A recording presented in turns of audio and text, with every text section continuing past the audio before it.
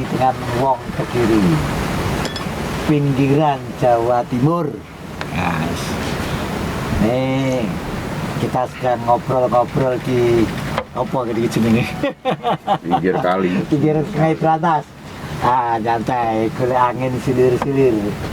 Nah, ini kebetulan kan terakhir perkembangan politik nasional, Nasdem mengumumkan bahwa Anies sebagai calon presiden yang akan diusung oleh Nasdem. Wah, ini tampaknya jauh mendahului dari rancangan semula, yakni 10 November. Nah, tapi ternyata di awal Oktober ini dia sudah mengumumkan. Tapi Mas, kira-kira Mas, tampaknya menarik ini. Kira-kira gigi mungkin ya kira-kira situasi ini nggak jadi apa? Ada apa ini? Kok tiba-tiba Nasdem mengumumkan? Belum ada. Ini berarti kan yang sudah mengumumkan satu, Gerindra mengumumkan bahwa calon presiden yang akan diusung adalah Prabowo. Berarti Prabowo ini yang keempat ya, keempat atau ketiga, jadi ya keempat sebagai calon presiden. Kalau Anies ini yang pertama, nah, dan ini yang bawa Nasdem. Nah, tampaknya persaingan di calon presiden 2024 tampaknya menarik ini. Kira-kira ya apa Mas? Kalau saya menanggap istilah mau politik identitas dan sebagainya itu kan hanya pandangan. Pertanyaannya sebetulnya yang paling mendasar itu Nasdem yang pasti tidak bisa mencalonkan Sendiri ya. Tanpa harus koalisi. Harus pertanyaannya dengan PKS Demokrat. ataupun dengan Demokrat yang hari ini perkiraan seperti itu, mereka itu semua sudah punya calonnya masing-masing.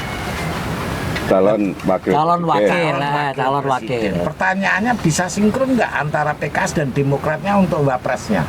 Kalau Demokrat pengennya kan si AHY.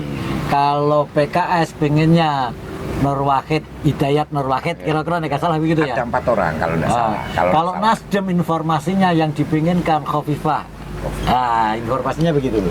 Kalau pertanyaannya kalau Nasdem pengennya di Khofifah, kalaupun toh PKS itu juga punya calon, bisa nggak PKS bisa menerima Khofifah? Begitu juga Demokrat. Begitu juga Demokrat. Karena satu ya, kalau Nyon Sewu kalau berbicara basic aliran keagamaannya, PKS dengan Khofifah jelas tidak bisa match. Ya. Tinggal Demokratnya. Karena kalau hanya Nasdem dengan Demokrat saja itu untuk presiden thresholdnya juga belum. Nah, juga itu sebetulnya dilema buat Demokrat. Aturan bahwa yang bisa mengusung partai presiden threshold ya. Itu di saat pemerintahan itu ada di tangan Demokrat. Itu muncul aturan itu. Muncul aturan. Tapi dalam dengan berjalannya waktu, aturan yang dibuat Diprotes pada sendiri. di Demokrat itu hari ini yang menghambat Demokrat sendiri ya. Ya kan? Lewat MK. Bukan. Tidak lewat MK. Dia akan memprotes apa presidensial threshold 20% gue toh. Tapi tidak bisa toh. Itu sudah final. Itu sudah final. Jadi apa yang dibuat itu akhirnya mengenai Demokrat sendiri. Nah, hari ini Demokrat sendiri mau berbuat apapun sudah nggak bisa. MK sudah tidak, dari sekian banyak gugatan mengenai itu semuanya ditolak. Semuanya ditolak. Hari ini memang Demokrat sendiri secara bargaining posisi secara politik ya Nyon Sewu lemah banget. Sama lemahnya sebetulnya dengan PKS. Saya rasa secara pandangan pribadi kalau Belum bisa waktunya lah.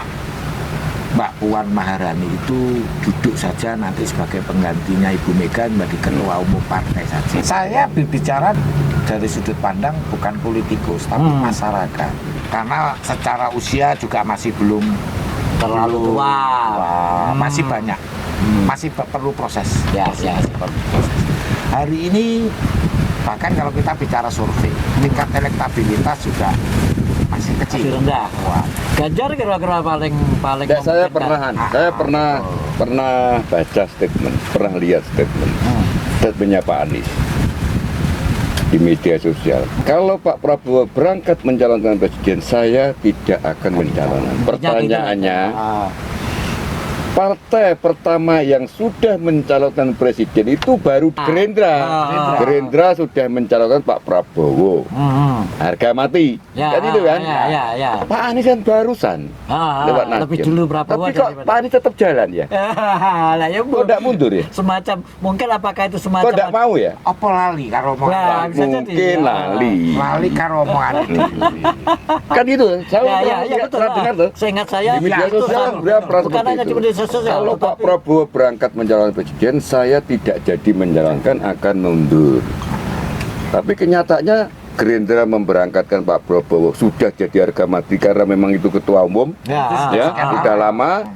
Loh kok dia mau diangkat sama dicalonkan sama Nasdem?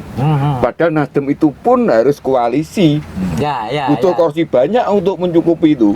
Kalau Gerindra kan tidak butuh banyak. Dia dengan PKB, dengan P3 selesai, atau Ya. dengan PKB aja selesai. Ya.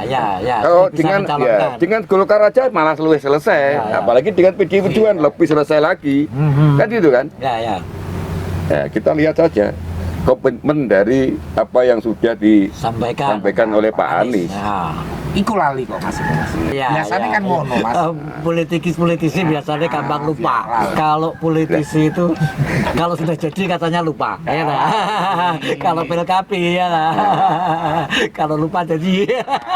Hari ini kalau saya mencermati, Pak Imam, seperti yang saya sampaikan tadi, mungkin untuk kita, Ya. untuk kita masyarakat bawah, wakil terbaik hari ini mungkin kalau kita bikin urutan, mungkin pertama Bukofifah. Kalau bicara wakil, Ya. mungkin Bukofifah, Pak Sandiaga Sandiaga Uno, Uno, ya, maupun itu Pak juga, Erick ya. Thohir, kan gitu kan. Ya. Nah, itu orang-orang hebat lah, kita tidak perlu ragukan itu. Kita orang-orang hebat yang punya basic lah, Ya. punya basic. Cuma kalau bicara RI satunya, kan cuma ada 3 orang ini yang hari ini beruberan. Ya. Kan gitu? Pak Anies, Pak Prabowo, Pak Ganjar. Tinggal nanti orang ini pasangannya siapa gitu. Ya. Kan gitu loh. Mungkin Nah. pasangan ini sangat menentukan. ini. Pasti sangat menentukan. Jangan sampai pasangan itu justru malah memperberat langkahnya Calon presiden. gandoli kan ya susah gitu loh. Mas Dan Andene, itu Pak Ganjar karo Bukofifah ini istimewa. Pak enggak istimewa. hari ini kan kalau sama nyermati, sorry. Ya. Hari ini Pak Jokowi nasionalis religius. Ya. Kan gitu kan? Pak Jokowi mewakili kaum nasionalis, Pak Ma'ruf Amin mewakili kaum religiusnya. Ya kan? Ya betul. Nah, kalau Pak Prabowo dengan Bukofifah sama posisinya dengan Pak Jokowi dengan Pak Ma'ruf Amin, kan gitu kan? Religius, ya. Kalau Pak Ganjar dengan Pak Bukofifah pun juga sama. Ya. Tapi kalau Pak Anies dengan Bukofifah, podo religius sih, Pak. Ya. Kan gitu. Dadi gak enek abangan karo. Ya ono. Gak ada. Dadi rengan kayak kopi Mas. Kopi sih. Aduh, alhamdulillah. Enggak, tapi tampaknya memang kalau saya sendiri lah ya, calon wakil presiden paling potensial. Siapapun calon presidennya, itu menurut saya kok Khofifah toh. Oh, iya. Calon Wakil presiden. Tapi nek Khofifah diangkat diunggahne ning calon presiden menurut saya gak ngangkat lah. gak ngangkat. Kurang. Hari ini gak Ojo dhisik. Ojo dhisik. Ojo Ya. dhisik. Tapi nek wakil menurut saya sangat pengalaman pengalaman nang gubernur ya. Iya. Pengalaman calon gubernur Jawa Timur. Khofifah itu pas waktu zaman Soekarwo. Nyatanya Soekarwo itu untuk bisa menang dari Khofifah itu harus ada pemilihan 3 kali loh. Betul. Pengulangan 3 kali. Dan itu di Padahal Madura kalau Khofifah- nggak salah ya. Ah, ya. Di Madura. Khofifah itu kan bahasanya nggak punya duit. Nah, betul. Bahasanya nggak punya duit. Nah, Karwo punya duit banyak karo Gusipul. Yang kedua, ini juga begitu, nggak ada duit. Muslimat Tinggal itu militan, Mas. militan dan manunya sangat banyak. Ibu-ibu apa jari? Gitu. Apa jari Bu Ketua Umumnya? Dan mereka bangga Kuwi kalau ada diteko ketua ya umum. wangel, Pak. Ya. Tapi lah sing liyane mungkin lah kaya nyun sewu kalau Bu Khofifah sebagai ketua umum Muslimat ya. Ya. Sirahe dicekel, buntut, sikil, tangan, katut. Ya, ya, betul. Tapi laliannya mungkin gak. Ya. Sirai iso dicekel tapi tangan nyampluk, sikil nyaduk, bahkan mungkin iso ngidoni. Ya, betul. Tapi memang berdasarkan pengalaman, berdasarkan survei, memang bahasanya kelompok masyarakat, organisasi massa yang soliditasnya anggotanya itu sangat tinggi untuk pemilihan politik itu memang Muslimat. Iya. Jadi menurut saya akhirnya siapapun calon presidennya, ketika gandeng Muslimat, ketika gandeng Khofifah hari ini menurut saya Selesai. itu luar biasa. Karena ada Pengaruhnya nilai luar tambah biasa. lah. Nilai tambah suaranya luar biasa. Iki akhirnya enggak ngomong partai akhirnya. Nggak ngomong Kan partai, Bu nggak partai ngomong kan, partai, ha. Bu Khofifah kan bukan orang partai kan? Ya betul. Bukan orang Dulu PKB. Dulu. Dulu Sekarang kan dia bukan seorang pengurus partai kan? Bukan. Jadi gini Mas, kalau bicara pilpres, Ya. ya, capres diusung dengan partai apapun, antara capres dengan partai itu tidak bisa berjalan seiring. Ya. Ini sosok figur, itu yang lebih dominan. Ya. Bahkan partai itu malah iso numpang elektoralnya, tingkat keterpilihannya. Kalau figurnya dari A ini nunut mulya, Mas, itu nunut ya. Ya Jadi contoh PD Perjuangan kemarin. Ah, Ya untungnya pemilu bareng. ya. Ya tuh. Ah. Pemilu legislatif atau presiden nek gak belum tentu PDI Ya. bisa jadi juara. Wong nyawangi Jokowi, Pak. 2014, 2019 ini bukti. Ini bukti. Sama dengan zamannya Demokrat. SBY 2004 ya. Ya, 2004. 2004. Pertanyaannya apa hebatnya Demokrat? Ya. Bukan.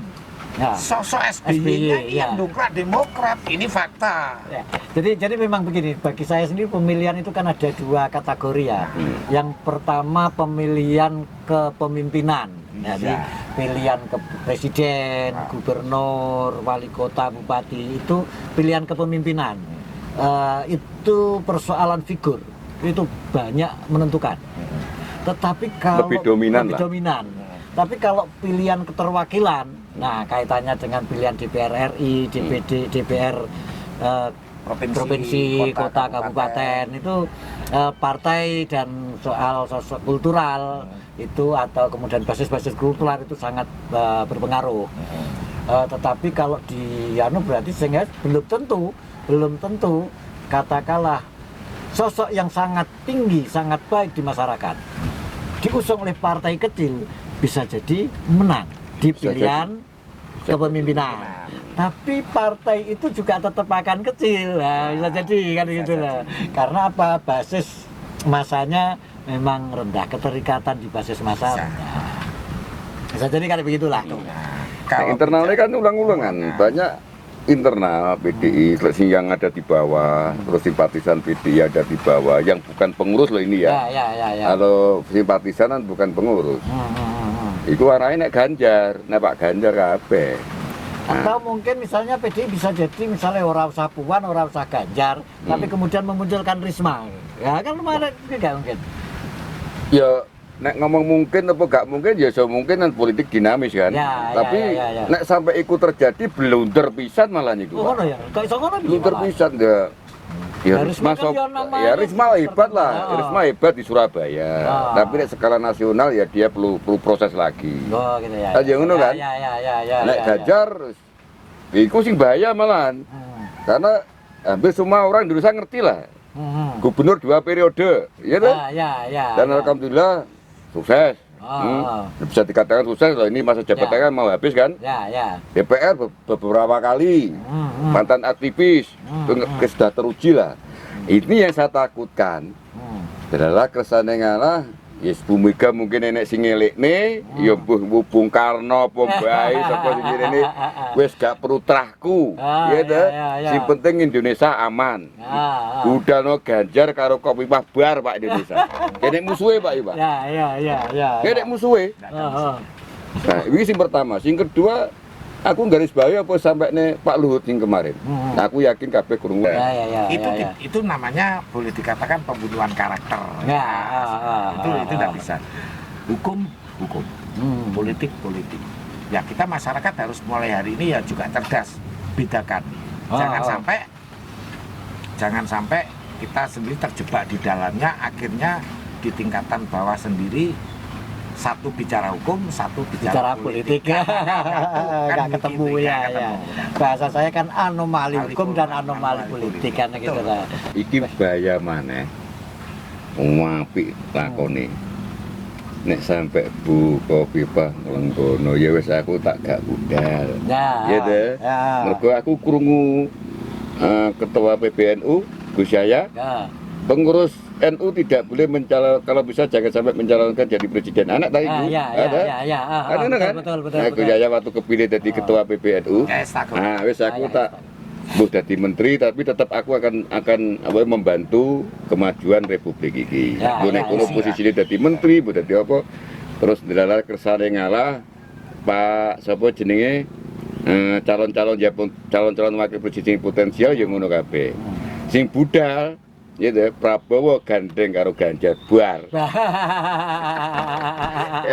Si budal nih, ya deh, si budal nih PDI, Gerindra, Golkar, wes, si tok calon nih, siapa sing ngate nglawan wong iki, Tapi ya ora asik plus Pak Erlangga ngomong, ya wes, demi keutuhan Republik iki, si budal ben wong loro. Apa ya gelem PDI? Pemenang pemilu ya ora gelem. Ini Pak 2024 nanti.